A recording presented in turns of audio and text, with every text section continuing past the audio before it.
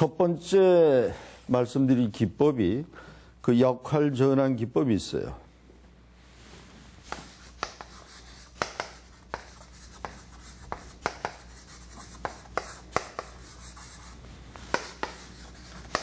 그러니까 롤 리버스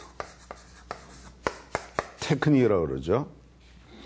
이 기법은 이 사이코드라마를 처음 시작을 한 그 모레노가 누구한테서 그 아이디어를 얻었냐 하면 바로 이 소크라테스한테서 얻은 겁니다. 소크라테스가 이 소피스트들을 계몽을 하는 방법에 있어서 자기 자신이 무지몽매한 이런 소피스트 역할을 하고 이 소피스트를 바로 자기 역할을 하게 만드는 거죠. 그래서 소피스트가 된 소크라테스가 소피스트들한테 어려운 질문을 계속 던지는 겁니다. 그럼으로써 소피스트가 그 대화가 끝난 후에 자기들의 그 무지몽매함과 또 어리석음을 스스로 깨닫게 하는, 간접적으로 깨닫게 하는 그런 방법을 썼어요. 그래서 모레노가 이걸 또 집대성을 해가지고 이것을 역할 전환 기법이다 하는 방법으로 사용해서 이 사이코드라마에 이제 도입을 한 겁니다. 근데 이 기법은 굉장히 사이코드라마에서 많이 사용이 돼요. 특히 사이코드라마뿐만 아니라 뭐 소시오드라마 또는 역할 놀이에서도 굉장히 많이 사용하는데 한 가지 이제 예를 들어드리면 이런 거죠. 뭐 말을 잘 안 듣고 밤낮 조퇴하고 학교에 잘 안 나오고 뭐 학교에 나와서도 학생들을 괴롭히는 이제 소위 문제아가 이제 있다고 우리가 가정을 했을 때 그 문제아한테 너 이러지 마 저러지 마 너 왜 그러냐 아무리 야단을 하고 질책을 해도 그 아이는 별로 반응이 없어요. 그러니까 좋아질 가능성이 없는 거죠. 그랬을 때 그 아이한테 선생님의 역할을 시켜보는 선생님 또는 아버지 또는 어머니 또는 선생님 중에서도 훈육 선생님 이런 역할을 시켜보면 여기에서 아주 재밌는 현상이 나타나게 돼요. 그렇게 문제를 일으켰던 학생이 자기가 바로 훈육 선생님 또는 담임 선생님이 돼 봄으로써 자기 자신을 어떻게 해요? 간접적으로 들여다보게 되는 거죠. 야, 나한테 이런 문제가 있구나. 그래서 모레노가 이제 그런 말을 한 겁니다. 내가 내 눈을 뽑아서 당신 눈 속에 들어가서 나를 들여다본다. 바로 이게 역할 전환 기법이 되는 거죠. 그래서 자기 자신을 객관적으로 관찰하게 됨으로써 자기가 가지고 있는 여러 가지 문제점들을 스스로 찾아내게 되는 겁니다.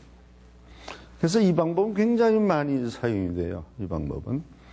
또 아버지하고 아들이 있는데 아버지 그 다음에 아들이에요. 또 뭐 아버지 딸 있을 경우 아들은 왜 아버지가 자기한테 밤낮 잔소리를 하고 이래라 저래라 하는지 이해가 안 가요. 그래서 우리 아버지는 다른 아버지에 비해서 나만 야단친다 이런 생각을 갖고 있어요.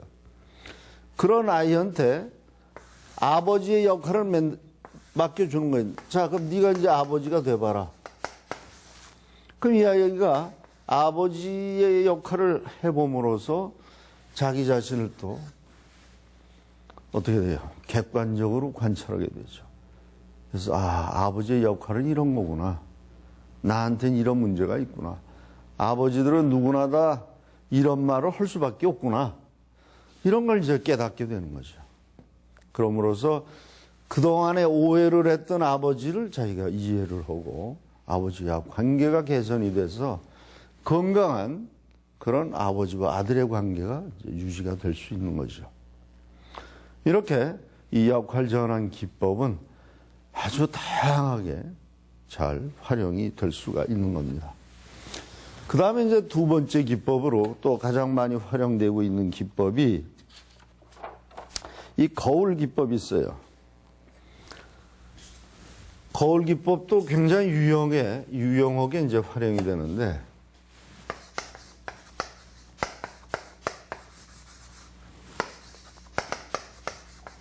근데 이제 밀러 테크닉이죠. 거울 기법은 주인공이, 그러니까 프로타고니스트가 어떤 문제를 가지고 있는데, 한 예를 들면 이 주인공이 학교에서 문제를 너무나 많이 일으키는 아이예요. 남들을 갖다 뭐 폭행한다든지 아니면 남의 물건에 손을 대는 그런 아이예요. 근데 그런 아이를 갖다 직접 다루기가 굉장히 힘이 들어요. 또 잘 하려고 사이코드라마나 뭐 소시오드라마에 참여를 하려고도 안 하고. 그래서 그럴 때는 그런 그 주인공은 객석에 앉혀 있게 하는 거예요. 그냥 객석에 가만히 앉아서 구경을 하게 하고, 다른 보조자들이 바로 이 주인공의 역할을 해주는 거예요. 그래서 객석에 앉아서 마치 거울에 비친 자기의 모습을 있는 그대로 이제 보게 되는 거죠.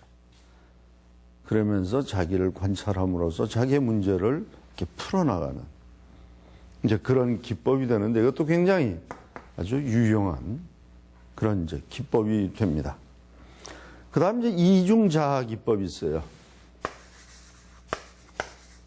이건 이제 더블 테크닉인데, 이중자아 기법.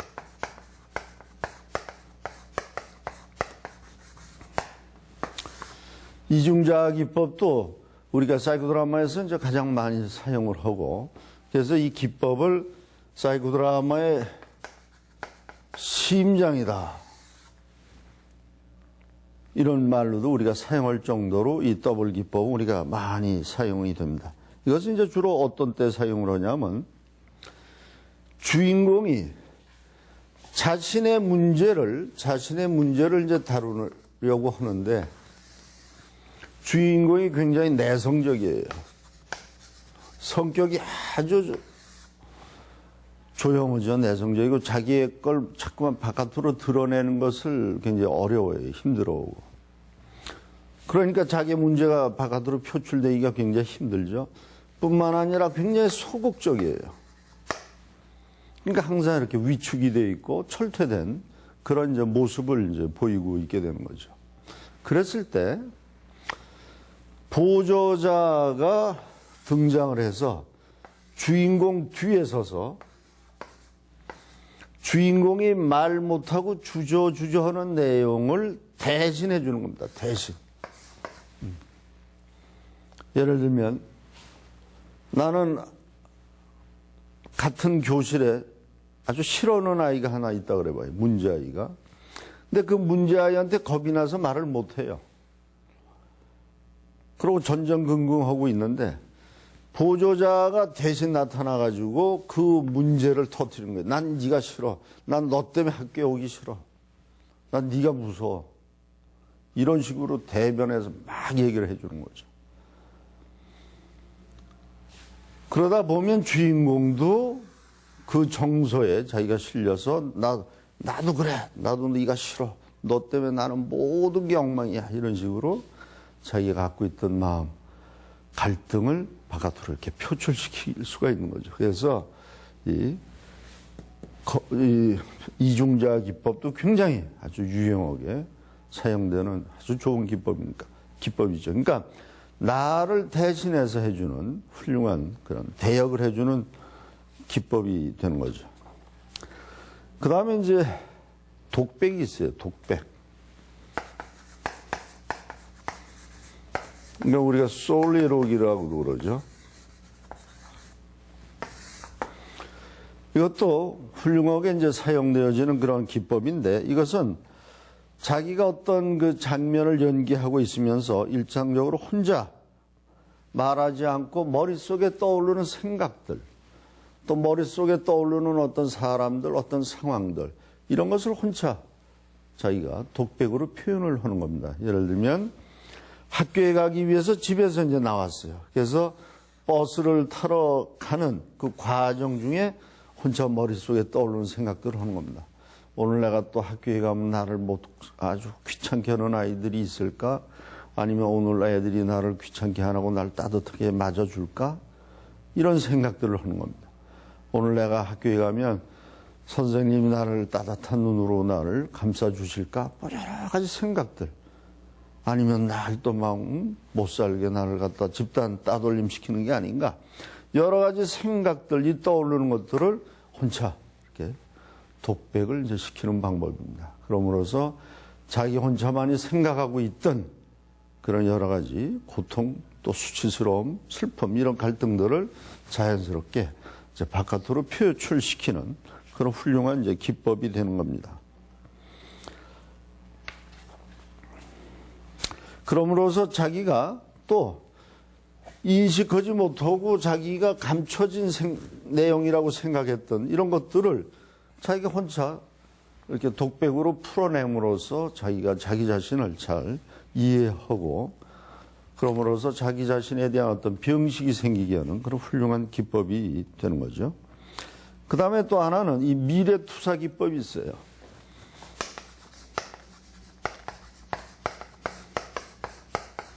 이 기법도 굉장히 유용하죠. 이거는 future, 미래죠. 프로젝션, 미래를 투사해서 미리 보는 그런 기법이에요. 이거는 사람이 뭐 우리들이 흔히 그런 말 하죠. 한 치 앞도 내다보지 못한다. 그래서 우리 인간은 얼마나 정말 한 치 앞도 못 보니까 얼마나 불쌍한가.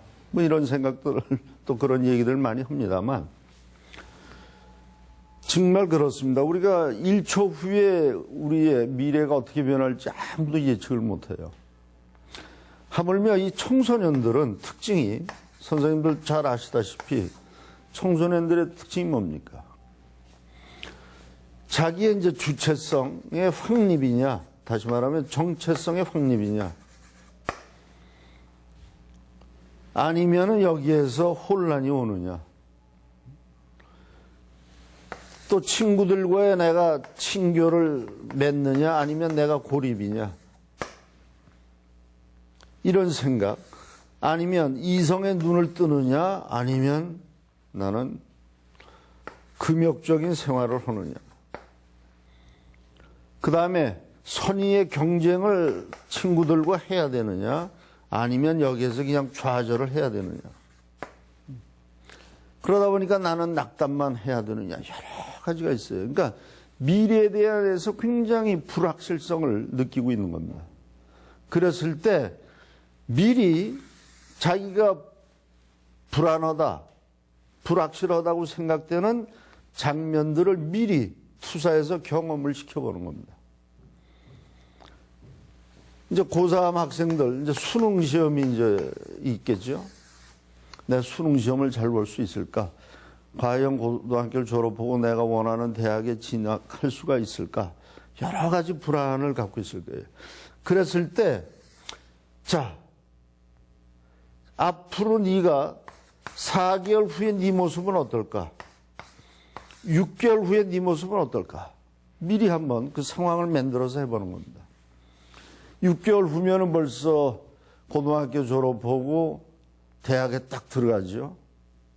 3월 달이 지나게 되니까. 그런 모습을 미리 상상을 시켜서 자기로 하여금 긍정적인 가치관을 갖게 만드는 거죠. 긍정적인. 이 포지티브 싱킹을 갖게 하는 거예요. 그럼으로써 이걸 미리 경험함으로써 그 불안, 자기한테는 결코 오지 않을 불행을 미리 생각하면서 불안해하지 말고 나의 미래는 굉장히 긍정적이고 밝다. 나의 미래에 대해서 난 확신할 수가 있다. 이런 걸 심어주는 아주 훌륭한 기법이 되는 거죠. 그 다음에 또 친구를 사귀는데 굉장히 어려움을 갖고 있는 애들이 있어요. 그래서 혼자 철퇴돼가지고 회피하면서 그냥 혼자 머릿속으로만 생각하고서 그런 지내는 학생들이 있는데 고립된 생활을 하는 아이들이 있는데 이런 아이들한테도 마찬가지예요. 자, 네가 친구를 사귀었다. 그 친구하고 지금 네가 운동장에서 만나갖고 대화를 하고 있다. 자, 그 장면을 한번 연출해 보자. 그러면 여기에서 훌륭한 친구와 자기가 대화를 하는 장면을 제가 만들어갈 수가 있어요. 그러므로서 대인관계에서 오는 공포, 불안 이런 것들을 잘 해결해 나갈 수 있는 방법, 이런 것들이 이제 미래투사 기법입니다.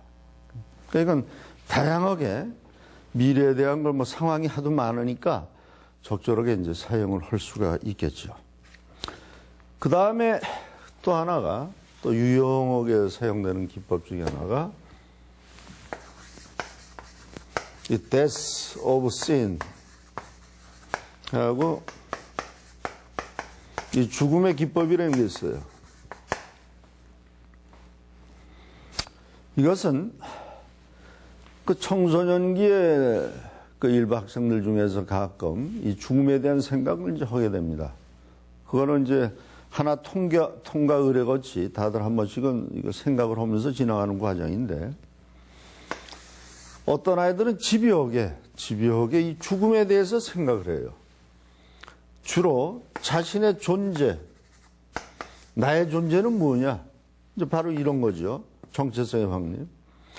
나는 어떻게 만들어졌고 과연 난 어디로 가는 것일까? 나는 무엇을 하는 사람이냐? 이런 의문에 이제 빠지게 돼요. 이런 추상적 의문이 이 청소년 시기엔 반드시 있어요. 예를 들면 이 abstraction, question, 이 추상적 의문은 청소년 시기엔 이건 다 겪는 건데, 바로 이런 추상적 의문 때문에 우리가 오늘날 같이 굉장히 빠른 그런 정보화 사회가 이제 되고 있는 겁니다. 이런 의문 때문에 과학이 발달하고 의학이 발달되고 정보화 세계가 되는 거죠. 그래서 바로 이런 이제 의문에 이제 빠지게 되는데, 그 중에 일부가 죽음이라는 게 뭐냐? 그럼 나도 죽는 거냐? 그 우리 부모도 죽는 거냐? 내 친구도 죽는 거냐? 막 이러면서 이 죽음 때문에 굉장히 슬퍼하고 고통을 받게 돼요.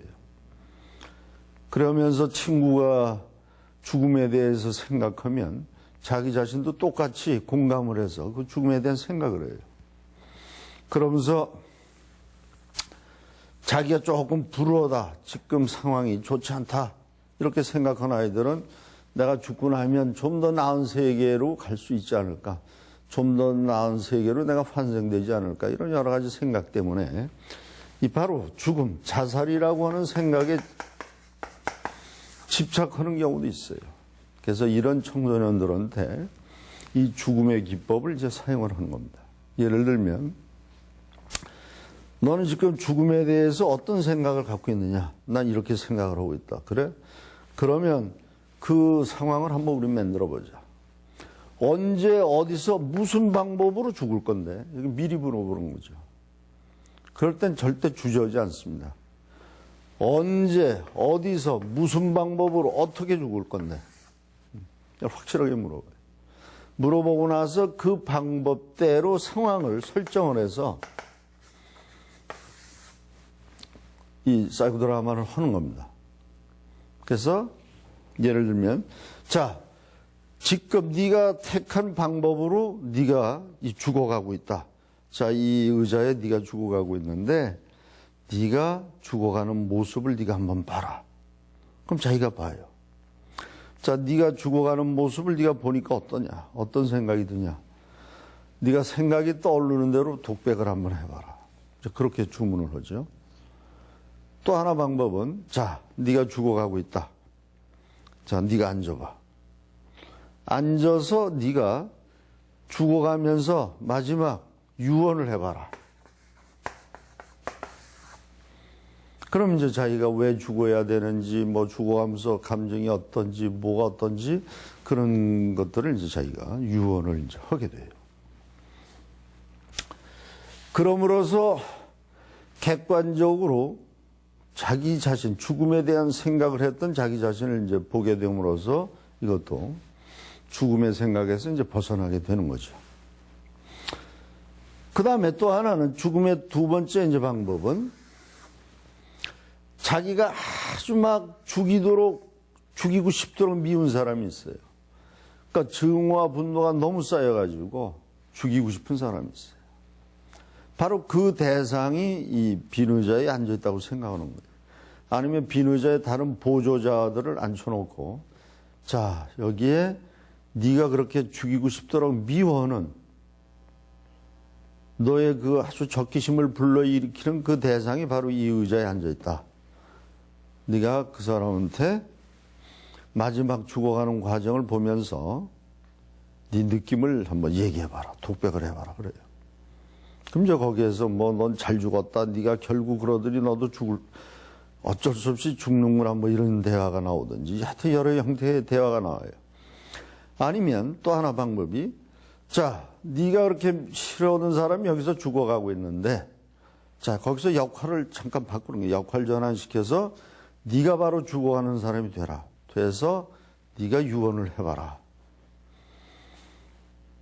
그러므로서 여지껏 그 사람한테 가졌던 그런 증오, 분노, 적개심을 갖다 좀 이렇게 해소시켜주는, 그래서 화해를 시켜주는 그런 기법으로 아주 이게 유용하게 이제 사용이 되어집니다. 그래서 죽음에 집착을 한다든지 아니면 누굴 죽이고 싶도록 미워하는 마음이 있었을 때 바로 이런 방법을 통해서 죽음의 기법을 통해서 그런 그 생각에서 이제 벗어나게끔 해주는 그런 아주 유용한 방법이 되는 거죠.